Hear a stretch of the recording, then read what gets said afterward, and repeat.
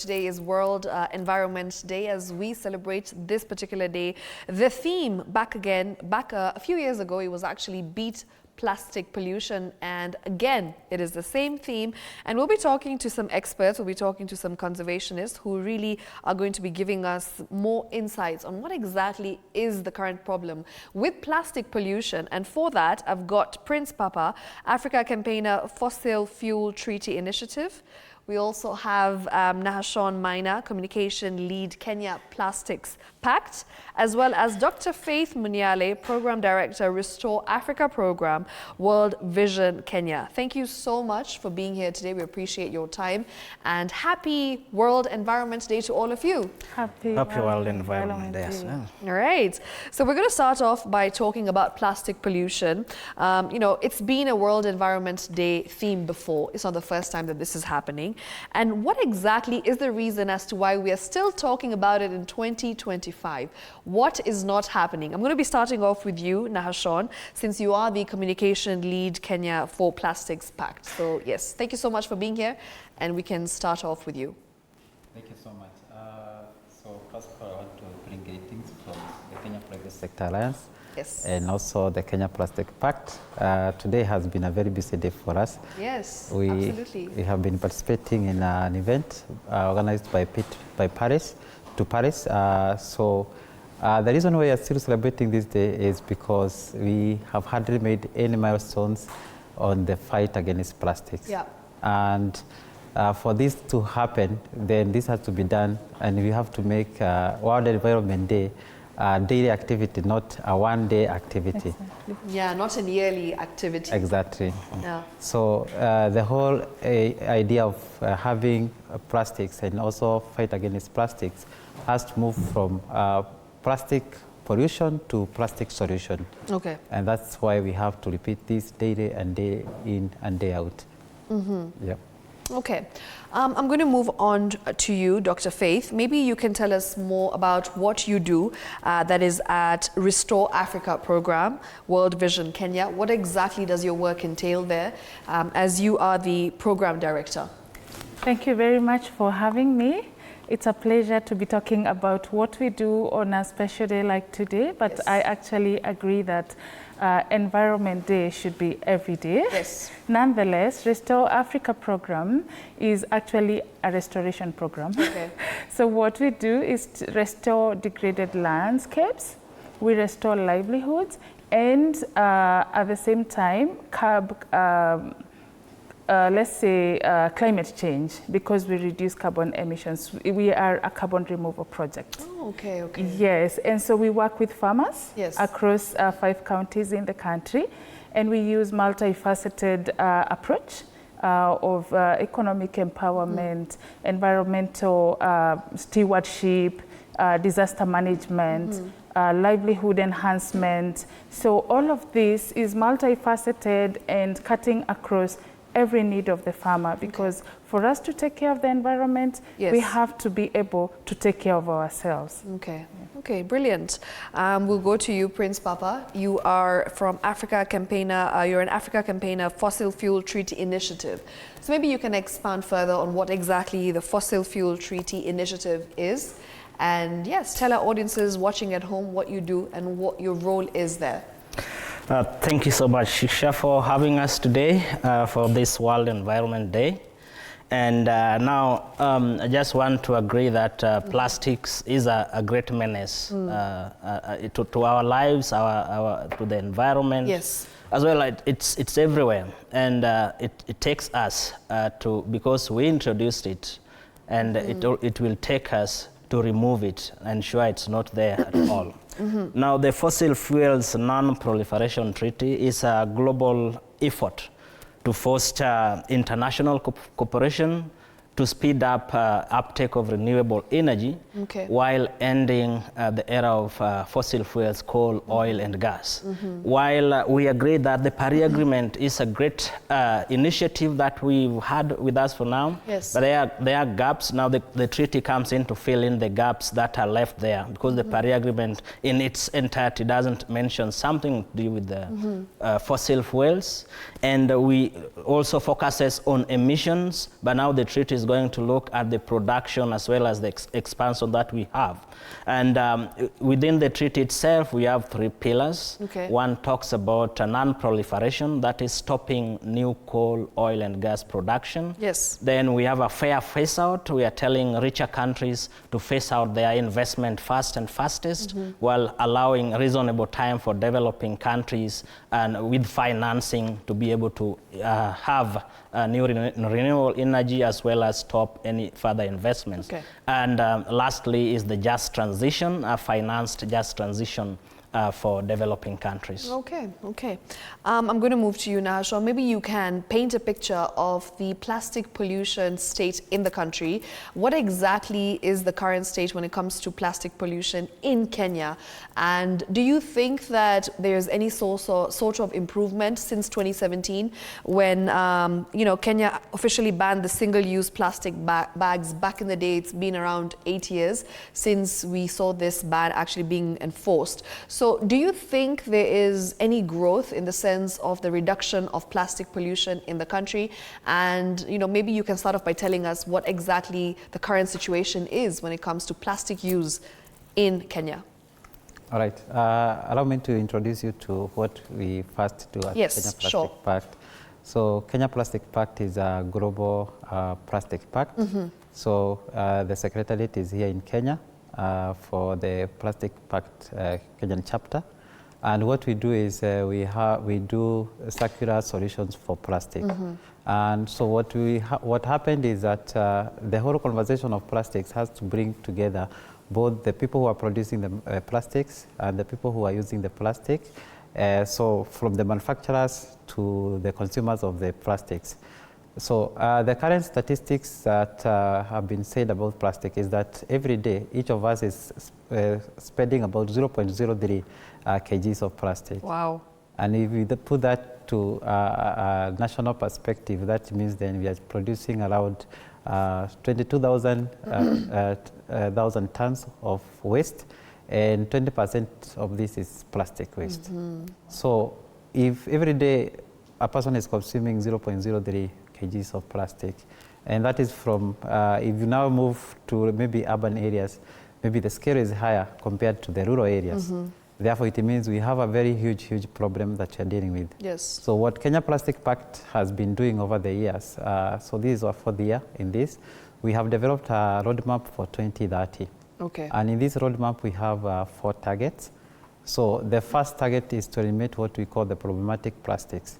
And these are the things that we really don't need in our plastic. I'll give a very good example. When I take my water bottle, I go and buy a water bottle. Usually, it has a seal that is already and there is a cap. So the first waste I make is when I break that seal. Yes. Before I even quench my thirst, I already have a waste I'm producing. Then once I'll be done with my single-use plastic, again, that's another waste. So that seal by itself, to some, they say it's for hygiene and so on. Others believe that that seal is what marks the quality of the water. But generally, when the cap is also there, then it means with just breaking the cap, you don't really need the seal. So that could be some of the problematic plastic that can be we can remove in our lives. Okay. We have plastics that we really don't need. For example, I'll give an example of a straw. So the reason why we have straws being problematic is to maybe make a kg of straws, you need to collect about 5,000 pieces of that. And I don't think we have somebody who is willing to bed and collect that. So one way we have been doing this is we have developed an elimination list. So we have 17 items that we think that they're not really necessary with us, and if they are removed, they will actually take a whole percentage from the plastic waste. If you look at the global statistics on the waste generation, especially on plastic, you realize that packaging takes almost the highest percentage. So on the global perspective, we are looking at almost 400 million tons of waste, being generated by as of last year. And if you look at the statistics for the packaging itself, it's almost 155. So that challenge itself shows you plastic packaging is playing a bigger part. So what we have done in our second target is that we have said we want to make all the plastic packaging to be 100% recyclable. Because the current state of it, if it is not recyclable, then it means it ends up in our landfills, we see it in our waters, and finally we see it starting coming to our food that we are taking. Then apart from making 100 recyclable and all that, we also need to have this going back to when we recycle it, most likely it should go back to the same product it was serving before. Yes. Either as a recycled product or coming again to the recycling for new materials. So what we realize is that most of these, when you do recycling, and by the way, recycling is the third when you come to think about plastic management. First, you have to refuse it. Yes. You have to reduce your plastic, try to minimize it from 0.03 maybe to 0.01. And then therefore, after you have the smaller percentage you have, bring it to recycling. Recycling, yes. Yes. So in the roadmap we developed, so now we have about 5 years to try and beat and achieve our targets. Okay. So those are some of the challenges we are trying to address. We are working with the partners who have already come on board, both the manufacturers and the consumers. Okay. So the whole conversation has to go around all these people in the value chain and so on. Okay. All right. Yep. Speaking of the value chain and of course speaking of the challenges that we're currently experiencing when it comes to plastic pollution, now let's look at the solutions. Yeah. So, you know, when it comes to finding that solution and when it comes to taking action, so we need people to take action, all the stakeholders involved. You know, you have the governments, you have the private sector, you have the public sector, you also have the citizens who are involved. So what is that bold action that needs to be taken by each individual party that's involved to be able to beat plastic pollution? Thank you very much. The reason why we even need to understand that we all have to take action, yes, is because plastic pollution is more than just the plastic we see hanging around. Because what it does, all the way in the value chain of production, actually all the way from extraction, production, transportation, use, and even its disposal, plastic pollutes our air. Yes. Because, yes, even when it's breaking down, it creates greenhouse gases. Yes. When it's burning, the smell, the smoke itself, already it pollutes the air we are breathing. It pollutes our soil. It pollutes our waters. It pollutes the ecosystems. You were earlier talking about wildlife and the challenges with wildlife. We have lost wildlife because of plastic. Yeah. And also it has health risks. It causes health risks to us. When we consume, like he was talking about, we might find it in our food. When we consume fish, for example, that is coming from ocean where there was microplastic. Yes. Yeah, by the time it's microplastic, you cannot see it, so you might consume it, and that's a health risk. Okay. For that reason, we all have to take action. Okay. First is actually refuse. For every plastic you refuse to use, you are increasing your protection. Okay. You're safeguarding yourself and the future generation. So for recycle and upcycle, I feel the action we need to take, especially at government level, is to increase the infrastructure, because we have limited infrastructure. That is why we only have about 10% recycled, especially here in Kenya. It's actually globally, there's only about 10% of plastic which is recycled. So the rest of the 90 is finding its way into the dams when it should be able to be used. So a major action for government and let's say maybe intergovernmental at that level, is making the infrastructure accessible all the way down, even to someone in Juakali. Okay. Yeah. Okay. Right. Now, today, UN Secretary General, we have, of course, Antonio Guterres said that in 2 months, countries will be coming together to be able to hammer out a new global treaty to end plastic pollution. I can see smiles on your faces. Yes. And this, of course, is good news. It's great news, in fact.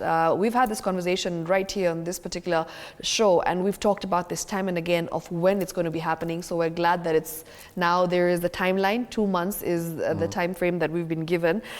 How do you see Kenya being part of such conversations, such discussions, when it comes to officially just ending plastic pollution and being a part of the global treaty? You can tell me more about that. Thank you, Shiksha. Now, I want to bring to our attention that 99% of plastics and the raw material is fossil fuels, mostly oil and gas. And so the fossil fuels treaty comes in to complement already the treaty that the discussions already will be taking place in a few months' time.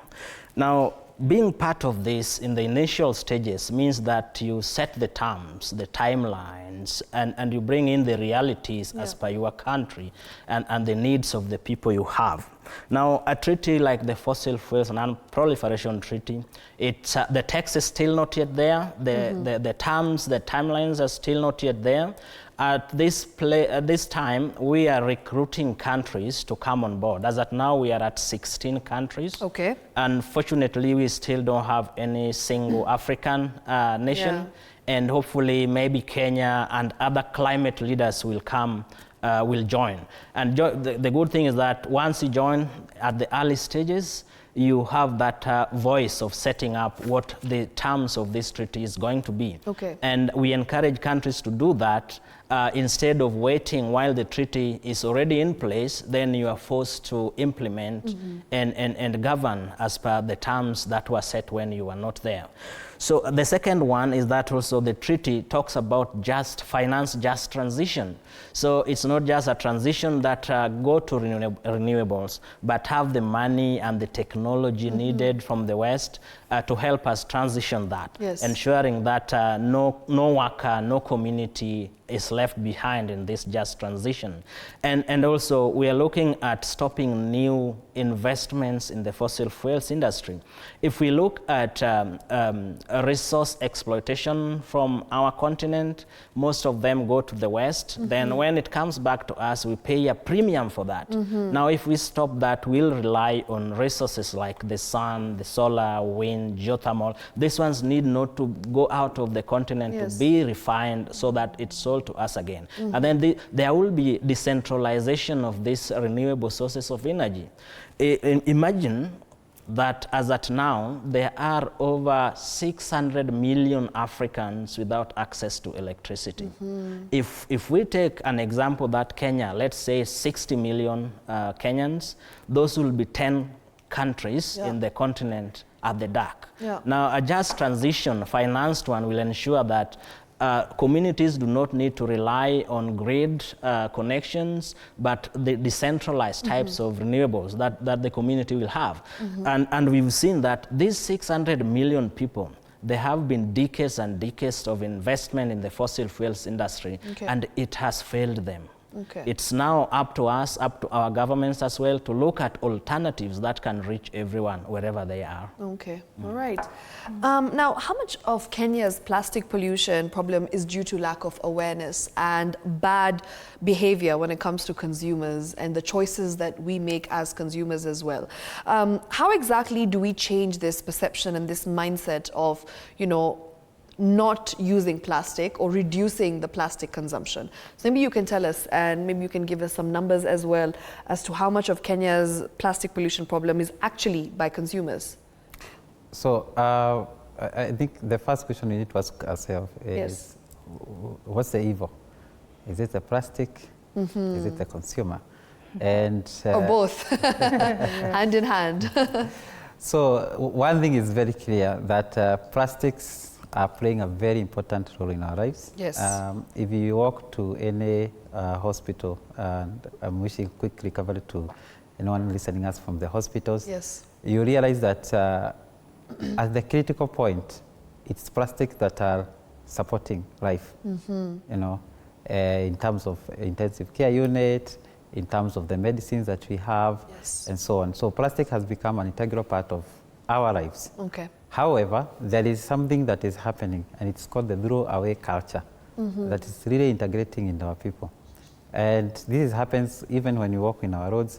You see someone just throw something out of the window. It comes flying either to your car or to your vehicles or to passerbys. So throw-away culture is really coming to haunt us, because slowly by slowly these things are starting to find their way. Yes. If, for example, somebody is taking just a simple sweet or chewing gum, and immediately you take that, you throw it away.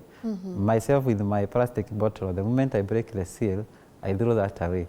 So that little waste and that other person's little waste is truly going up and adding and adding. So we could say that a lot of what we are seeing in our environment is as a result of human action, and that is somebody who introduced it, the waste to the environment. So there are different ways that we can adopt. One of the ways that we have seen is with the ban of the single plastic bags. Yes. We have seen at least adoption of more reusable things, because the reason why the plastic bags was problematic is because it was one use. So use it maybe to carry your githeri, use it to carry your fuel, use it to carry your sugar and all that. But the moment you're done with it, throw it away. You throw it away. Yeah. I remember in my household, we had this, we used to have this part where now after you have your clear bag, you'd bubble it with air and then, crash it to have that pop sound. Yeah? And that means that plastic, that single plastic is really done. Yes. But now with the reusables, I can have my container, I can go and buy that githeri with it, and I can use it tomorrow, wash it, and so on. So reusing is one way that has helped us. Even introducing more recyclable materials or reusable materials has helped us in having a cleaner and better environment. Okay. Yep.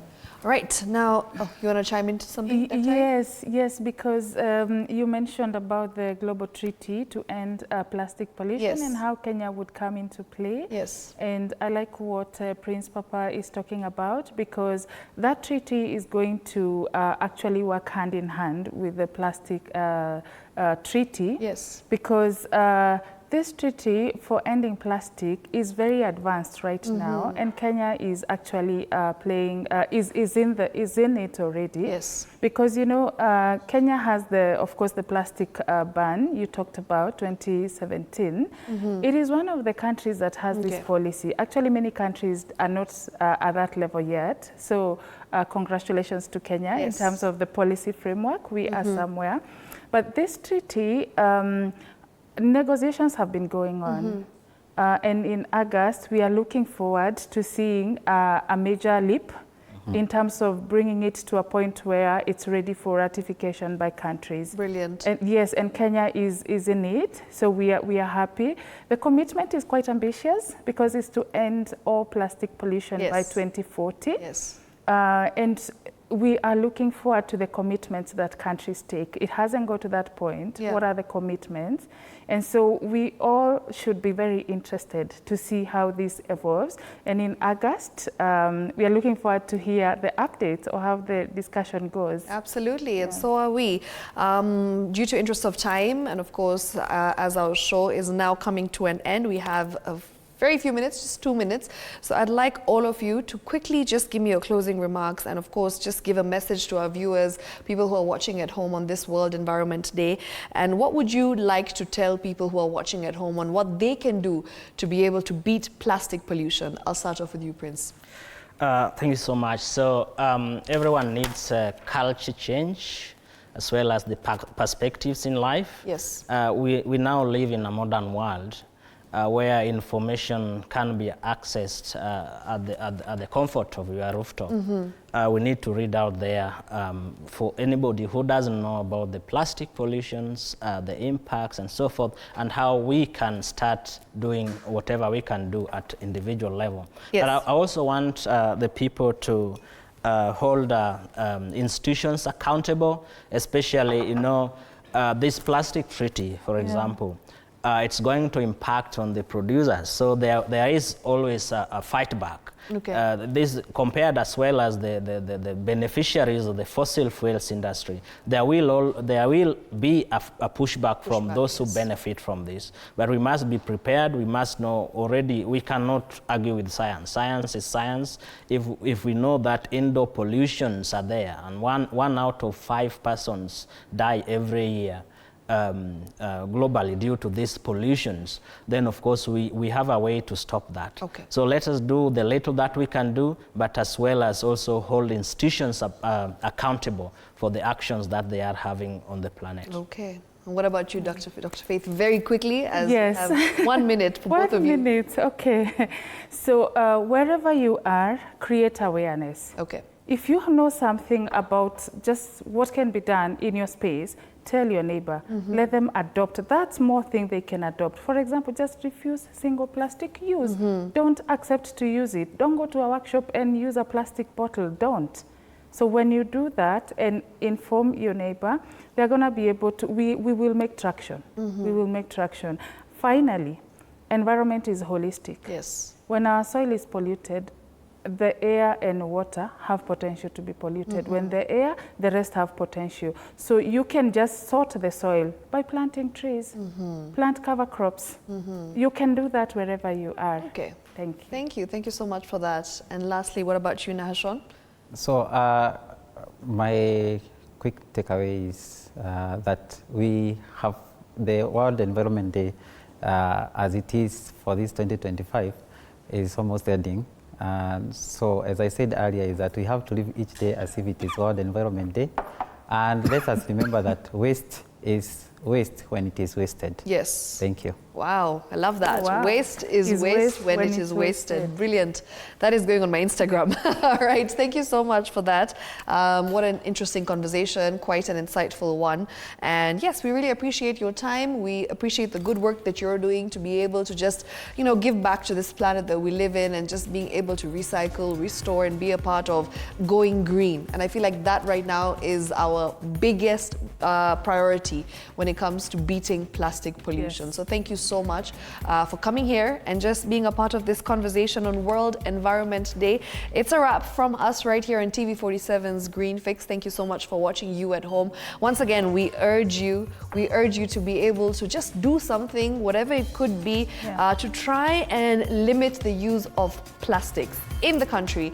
Whatever you're doing, if you have a way of using an alternative, do so. Think twice before using plastic. That's what we'd like to say, because the UNEP actually says by 2040, plastic leakage to the environment will grow by 50%, and that same pollution that creeps into our bodies through the food we eat and water we drink, and it's a cycle, it will continue to happen for the next few years as well. So it's a collective responsibility, you and I. So please, let's make sure that on this World Environment Day, we make a pact that together we are going to try and limit the use of plastic and beat plastic pollution all the same. Thank you so much for watching. We'll do this next week, same time, same place. I am Shiksha Aurora.